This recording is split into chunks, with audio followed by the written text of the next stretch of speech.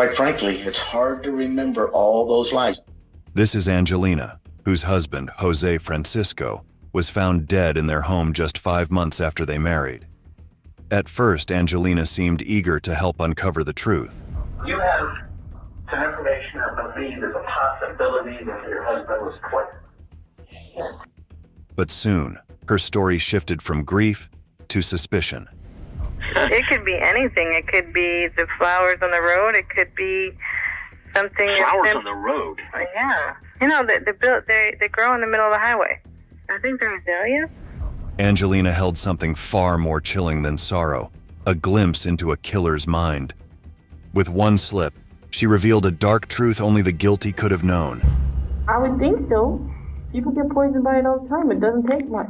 If there was a tape recorder on, I'd be screwed if I keep answering these questions.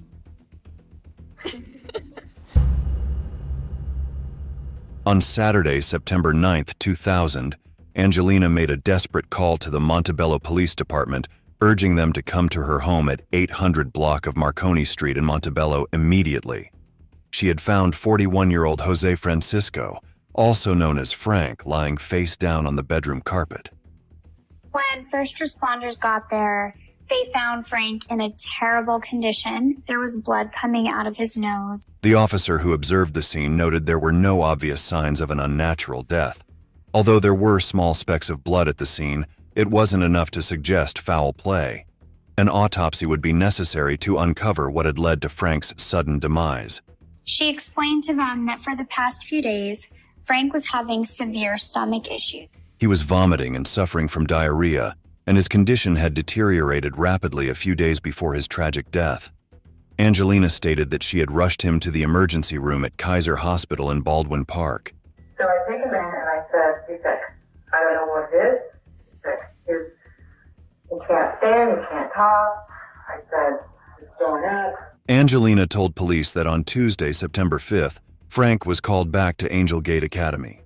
Frank was a special education teacher at Angel Gate Academy in California. There, he worked with troubled 6th and 7th graders in a month-long training camp setting. This is where he met Angelina, a fellow educator and a single mother to 9-year-old Autumn. The two eventually got married in April 2000. Angelina explained that Frank's visit to Angel Gate on September 5th was a last-minute request to act as a chaperone, so his name hadn't made the list of attending staff. Despite this, the day went smoothly. I get back, I said, so how is everybody there? They were great. They walked up to me, they hugged me, they missed me, they felt like I was at home, there was no animosity. At first, it seemed like just another untimely natural death. But weeks later, Angelina revealed something darker. We were here because we understand you have some information or believe there's a possibility that your husband was poisoned. Okay. She told them that right after Frank got back from Angel Gate, he started to get sick. It wasn't like a constant, it was like maybe once every half hour. He'd grow a little bit up, a little bit up. So you feeling okay when you went up? Oh, yeah. I even got up with him. Did you tell him before he went? Were you concerned? Oh, yeah. We argued. I said, please don't go. Despite her attempts to stop him, he left for Angel Gate Academy, a choice that would become the greatest regret of his life. In her mind, someone at the academy had poisoned him. There's somebody in the office and I'm like hungry or thirsty and Gatorade and cookies. Ever tell me who offered him a Gatorade? Somebody in the office. Somebody in the office. Okay. She thought the food given to Frank was deliberately laced with poison, but the poison wasn't the only thing lurking in Frank's past. It was the motive behind it. It looked a little flushed, and I thought, well, okay, maybe he's tired. About 7:30, he started crying. She accused Chad Holloway, Frank's supervisor at Angel Gate, of spiking his snacks with a toxic substance. When asked about the reason, she explained that much of her suspicion came because of an incident at Frank's job at Angel Gate Academy. Frank had left the position under complicated circumstances, having also uncovered disturbing behavior by Chad. Frank and Angelina reported their suspicions, and it led to a wave of terminations and reassignments at the academy. Once you see the reports that were filed, they were initiated for Frank and myself. That's how all of this started. The school environment changed, and so did Frank and Angelina's lives, since the reports were dismissed by the board. Angelina was worried that Frank's whistleblowing had caused resentment toward him, and that it might follow them wherever they went. And I was just like, how can you just let him walk around here? Angelina's claims took a darker turn when she recounted an ominous interaction between Chad and Frank. This person had said, if anybody jeopardizes my job, I will kill them. He looked at Frank and he went like this, and he went right, dead on, eye to eye. According to her, Chad made this chilling statement directly at Frank, adding to her suspicion. While talking to the detectives, she also made a request that had struck them to be rather odd. Is there any way that you push him? Angelina also reiterated her claim, urging officers to investigate Chad Holloway. She remained adamant that Frank had been poisoned at Angel Gate, while throwing suspicion towards Chad in particular. Naturally, Chad, who was suspected of harming Frank at this point, was questioned by the police. I was under the impression, before they talked to me, that they were so convinced I did this, that they had stopped at the sheriff's department, had basically told them to prepare to book me. They found that Chad was upset about the accusations against him, but there was no proof that he had abused Frank or wanted to hurt him. And it's also one of the worst things to be accused of if you didn't do it. That was probably the scariest thing that had ever happened to me in life. I've been to war. I was in Desert Storm. A lot of things happen in combat. I had never in my life been that scared. I can't even describe how angry I was. However, investigators discovered that these accusations against Chad had already been thoroughly examined and proven to be baseless. A false accusation, even without proof, can destroy a life. For the police, this was strong enough reason to believe it could drive someone to murder. When you said that you wanted to take a gun and put it to the head of the person who made those accusations against you, you didn't know it was Angelina you were talking about at the time. I did not. But once you found out it was Angelina who made those accusations, I'm guessing you probably thought about putting your gun to her head. Chad admitted to seeing Frank looking sick 4 days before he died. When was the last time you saw Frank? I saw Frank the Tuesday after Labor Day 2000. Frank looked absolutely terrible. Despite Angelina's persistent accusations, the police had no evidence to hold against Chad. But in a case like this, a lack of evidence didn't rule out guilt completely. Then came the breakthrough. Frank's toxicology report revealed fatal levels of ethylene glycol, the deadly substance found in antifreeze. Frank's body actually had 6 times the necessary amount to kill him. Angelina believed this evidence could finally bring justice, yet investigators pointed out a significant gap. They had no evidence that Chad knew Frank would be at Angel Gate on September 5th. Poisoning him required planning, and without proof that Chad anticipated Frank's visit, his defense might argue he couldn't have acted spur of the moment. Detectives now looked for more details and awaited the autopsy results. In the weeks leading up to Frank's death, even more unsettling details emerged, one of them being Angelina's behavior toward the situation. She calls police almost on a daily basis. She wants to know what the latest is, if there's been any update. Angelina's motives appeared disturbingly self-centered, sparking questions about whether her pursuit of justice was really a cover for something darker. Just days after his death, she called Detective Wilson to ask how the coroner would dispose of Frank's body. When the detective explained that the cause of death had not been determined, Angelina's response was chillingly emotionless. Soon, she started to make calls asking for frequent updates from the coroner's office. I have a question. Go ahead. Did you guys get anything at all from the coroner? No word from the coroner yet? Well, they don't have anything yet. It takes time for this type of stuff. Oh. Unless they know what they're looking for. We need a cause of death, and at this time we're thinking that she knows what that cause of death is. Both parties were desperate to uncover the cause of death, and now investigators played their cards cleverly, putting Angelina on the spot to see if she was hiding more than she let on. It could be anything. It could be the flowers on the road. It could be something. Flowers on the road. Yeah. Flowers on the road. Those, heck are those? You know, they grow in the middle of the highway. I think they're azaleas. At this point, we believe she knows exactly what it is. There's no doubt. But she's trying to get you to say it. She would rather, I think, have us say it. And of course, we'd rather have her say it. To gather more information, the police turned their attention to Frank's family, hoping they could reveal crucial details. She was claiming that one of his coworkers had put poison into his Gatorade. She's telling me this, someone's poisoned your brother's story. And I said to her, Angelina, I just don't understand this. You know, how does someone poison a person? She says, oh, there are lots of ways you can poison someone. She said, for instance, she says, we have a flower out here called oleander. She said, you can make a tea out of that. You can make a soup out of it. And, you know, it's a poison. When we were riding in the limousine, she pointed right out, said, those are oleander bushes. His sisters Shirley and Rebecca had become suspicious, fearing he'd been poisoned with oleander and had taken their concerns to Sergeant Holmes. Detectives noted the theory, but faced a challenge. Oleander poisoning is rarely screened in standard tests. The detectives knew they were up against not only a potential killer, but a poison that could easily go undetected. Any chance that this was going to turn out not to be a murder and that what Frank died of was either natural causes or food poisoning or something like that? Absolutely. We were dependent upon what the coroner's office was doing, what they would find or wouldn't find. But in the meantime, you can't stop investigating. With suspicions of foul play lingering, the family had urged authorities to look deeper.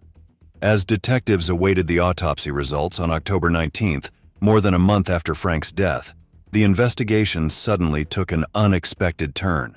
Sergeant Holmes received a call from Angelina. She told him she had just received a disturbing call from an unknown person. It was about maybe 5 or 10 after 8. Because I was on my way back from dropping my daughter off at school.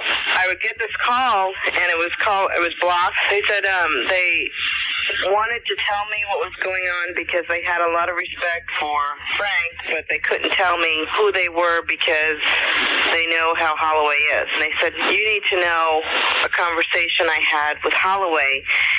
He had said, they do try and track it down. They can't pin me and they said, they can't pin me. Can't pin me. It started breaking up, and all I heard was, ask them about antifreeze. Antifreeze, not oleander. Not oleander this time. Had antifreeze even been on your radar screen at this point? At this point, no, I don't believe it had been. This anonymous caller told her to tell them to look for antifreeze. This is the first time that antifreeze has been mentioned to police, and it comes directly from Angelina. Unsure who the caller was or how they obtained her number, Angelina shared this with the sergeant, prompting him to request a specific test for antifreeze poisoning. She also informed detectives that she had received the call at around 8 a.m. You got her phone records? I got her phone records, yes. And? Lo and behold, there had not been any calls anywhere near incoming or outgoing to Angelina's phone at that time. Now, with the case gaining traction, investigators had to uncover the truth behind her disturbing actions. Then, the autopsy results came in, confirming all their darkest suspicions. The autopsy findings pointed to oleander poisoning, with traces of the deadly toxin found in Frank's system. On December 12th, detectives informed Angelina that they would be questioning Chad about Frank's death. While Angelina waited for answers from them, she received a call from Chad himself. Angelina? Yes? Why did you tell the police that I poisoned Frank with antifreeze? Who is this? My main question, Angelina, is how did you get my number? Angelina, I'm just wondering how in the world this could ruin my life. You know what? You need to call the investigator. I'm ending this conversation. Okay, Angelina. But here was the twist. The police had been with him, orchestrating everything. The trap was already set. They had been recording all of the conversations between her and Chad. Every word she said was about to come back to haunt her. At one point you say, Angelina, you're going to ruin my life. Which actually, although it's maybe part of the script for that call, it's kind of true, given what she tried to do to you before. It was. But inside, I knew it was the other way around. You're not going to ruin my life anymore. It's your life that's going to be ruined because of this. Right when detectives thought they'd missed their chance to get some evidence, they received a call from Angelina. What she said on that call would lead investigators closer to the truth than she ever imagined. I just got a phone call from the hallway. Somebody called you? Yes. He said, how can you, the detectives have told me that they think I killed Frank with antifreeze, and That's what we told him. and he says, I wouldn't go spreading these things or else. And I'm like, what are you talking about? I said, I don't need to be talking to you. And he says, well, they'll never be able to catch me anyway. But he says, you just gotta watch your back. He says, you better watch your back. Oh, God. Okay. I am scared to death. Angelina calls police and says, oh my gosh, Frank's old coworker just called me and now he's threatening me. Angelina doesn't know is that the joke's on her. Of course, the police knew that the coworker had called her. Detectives fought hard to get Angelina to confess, but she wasn't going to make it easy. To piece together the full picture, they turned to her friend Palmira Gorham, who might hold the key to solidifying their suspicions. Palmira told them that towards the end of July, she had an interesting conversation with Angelina. There was another conversation on the telephone with Palmira. Angelina told her she was making a milkshake for Frank, and a special milkshake for him. And Palmira questioned if Frank was sick, and Angelina told her, not yet. Not yet. Not yet. This comment, in hindsight, seemed to foreshadow the deadly plan that Angelina had set in motion. She revealed interesting details about Angelina's love life. One of those secrets was Angelina's alleged affair with Palmira's nephew, Loran Moranes. Each time Angelina visited Palmira, she'd run into Loran, and soon, casual greetings turned into a secret affair. Though still newly married to Frank, who was her fourth husband, Angelina found herself confiding in Palmira about her dissatisfaction, even joking and saying, if I were to kill him, at least I'd end up with a little bit of money. At the time, Palmira dismissed it, unaware that this seemingly innocent detail would soon unravel a dark and deadly truth. Apart from this, another key tactic used by the detectives was their suggestion to Angelina that they needed proof Chad had prior knowledge of Frank's visit to Angel Gate. Angelina responded by sending anonymous faxes and letters.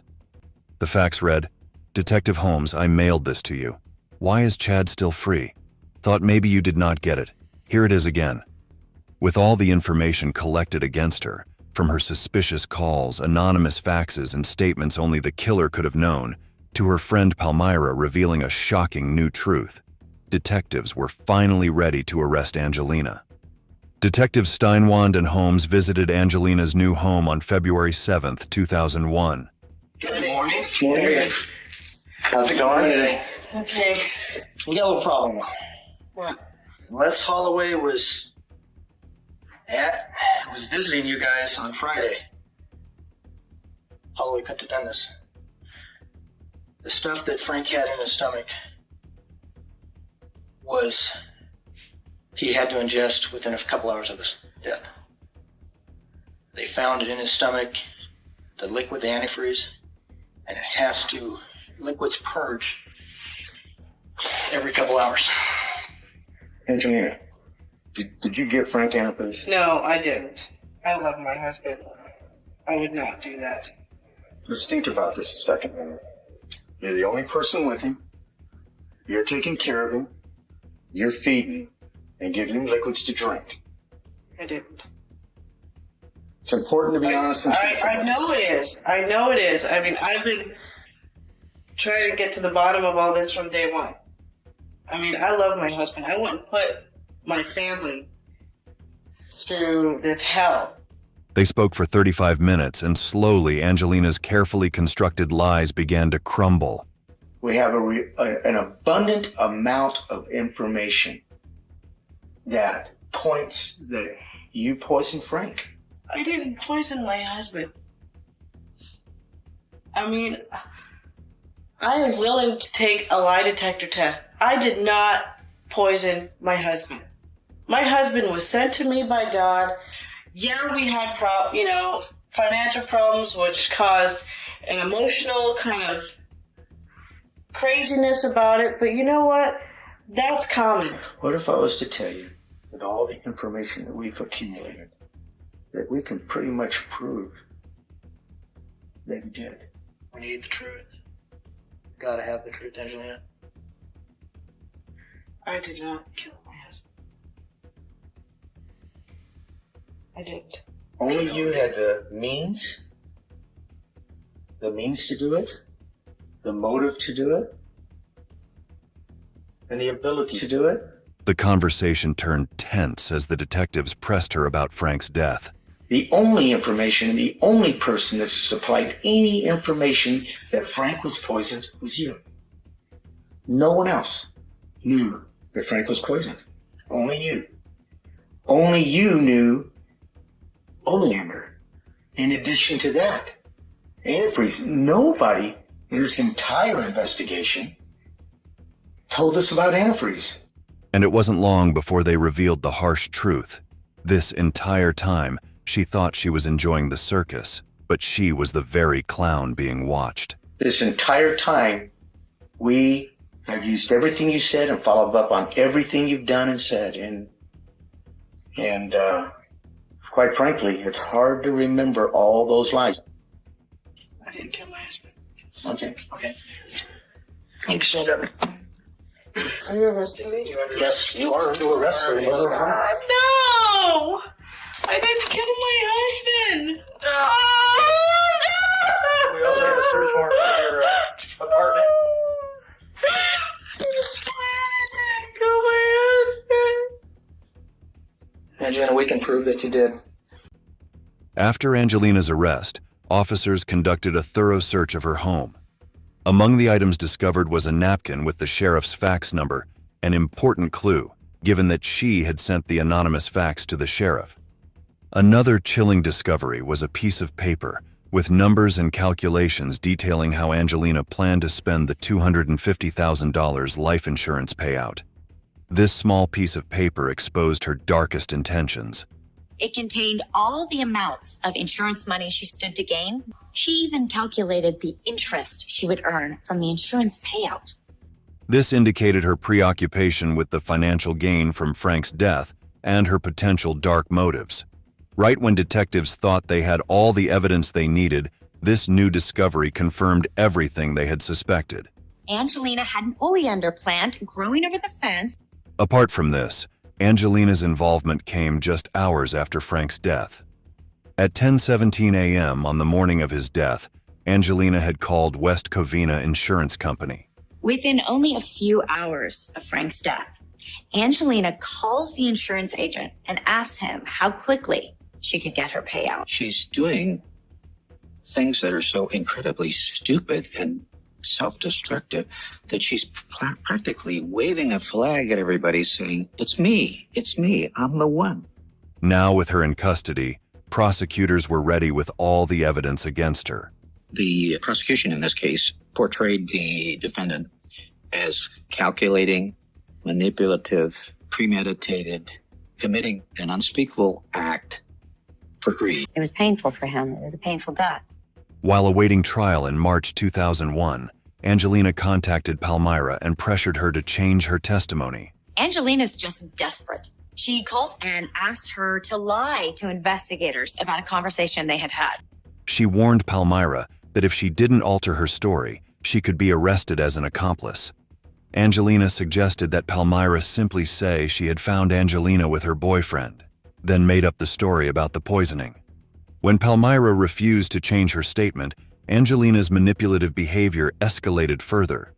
In May 2002, while still in jail awaiting her trial, Angelina took her criminal intentions even further by attempting to solicit the murder of Palmira. What Angelina planned next was so audacious, it shocked even seasoned investigators. She told her cellmate she would pay $20,000 to whomever would carry out the hit. She had approached fellow inmate Gwendolyn Hall to kill Palmira once she was released. Angelina gave Gwendolyn a detailed description of Palmira's house and the violent actions she had pressured her to carry out. When you go in the front door, it's going to be the living room. Okay? And then you'll see the dining room right there. It's not a big house. Then you'll go around, you'll see a kitchen, okay? You gotta go up through the kitchen, up 2 steps. Hear me? Then you're gonna make a quick left, and you'll see the kids' room. Then you make a quick right, and their bedroom is the last door on the left. They need to follow her in or something. Little did Angelina know, Gwendolyn had her own plans.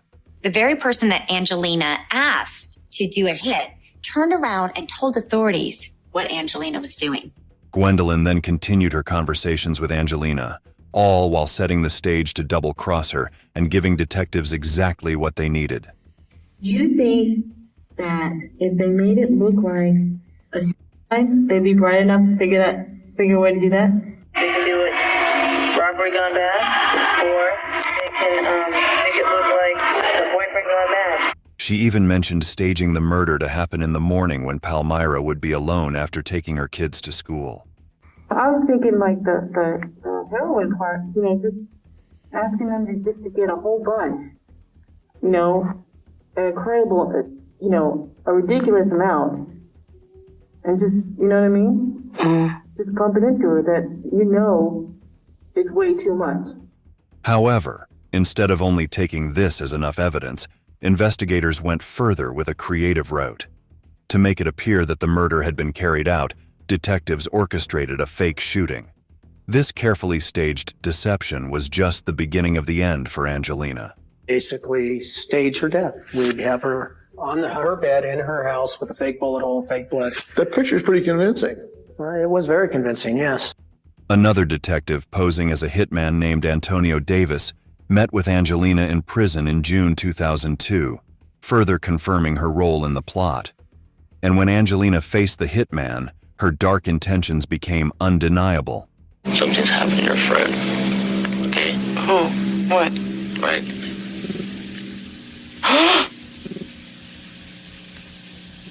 Okay? Where did you get those from? You need to contact your family. Okay? Oh my God. I thought you were kidding. I am so ready to go home.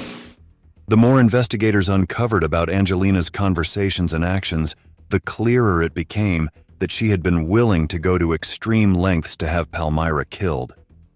The chilling nature of the crime became even more apparent when Angelina's daughter Autumn gave a statement. The day her mother was arrested, Autumn told officers about a special bottle of Gatorade that was prepared for Frank, one she wasn't allowed to touch. Angelina had even asked her to help feed it to him. On the night Frank died, Autumn recalled her mother making him drink an entire bottle of red Gatorade, saying money was tight and they needed it for him. 2 months before Frank's death in July 2000, Angelina took out a $250,000 life insurance policy on Frank. This policy was more than a safeguard. It was the final piece in her deadly plan. She testified that she had responded to a direct mailing advertisement and thought it would be a good idea. But Frank was not totally in on this idea. And she started to tell him all the reasons why that she felt that they needed insurance. And she was doing such a good job that I just sat there and shut my mouth and I said, hey, I'm going to let her do the selling. And in less than 2 months, she called the agent back. She called me and she said, I have some bad news. My husband's dead. And I said, wow. Angelina's obsession with the insurance payout, the strange milkshake, the suspicious Gatorade, and the poison found in Frank's system all pointed to a carefully planned murder.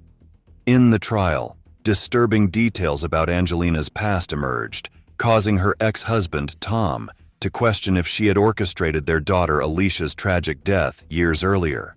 The two had married in 1987 and had daughters Autumn and Alicia.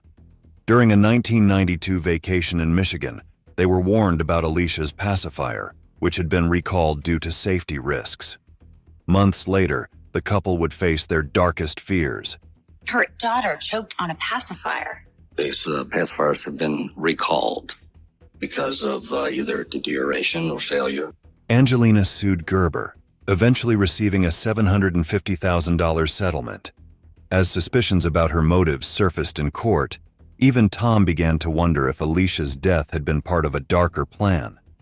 The question was no longer whether she had killed Frank. It was only a matter of when justice would catch up with her. Angelina's extramarital affair with Palmira's nephew, Lauren, also contributed to the growing evidence against her. About a week before Frank's death, Angelina confided in Lauren that she had intentionally left the gas on in the garage, hoping for one of two outcomes, either a deadly explosion or Frank passing out from the fumes. When questioned by investigators, Lauren admitted that he had kept quiet because he didn't want to get involved. Additionally, police found records showing Frank reported a gas leak on September 3rd. A technician discovered a loose gas line, which looked likely to have been tampered with. Had Frank not alerted the leak, it could have killed him. This raised suspicions that Angelina might have been trying to harm him before resorting to poison. In the end, on January 12, 2004, Angelina was convicted and sentenced. She was sentenced to death, not only for the murder of Frank, but also for the calculated way in which she had orchestrated his demise for financial gain. But her reaction seemed very calm and only mildly upset about the verdict. And the same demeanor was seen while she was addressing the court. I broke and made a few terrible, stupid mistakes, which I regret very much. We all make mistakes. I just picked the wrong time to make mine. But murder is not on that list. However, she was not convicted for the death of her daughter.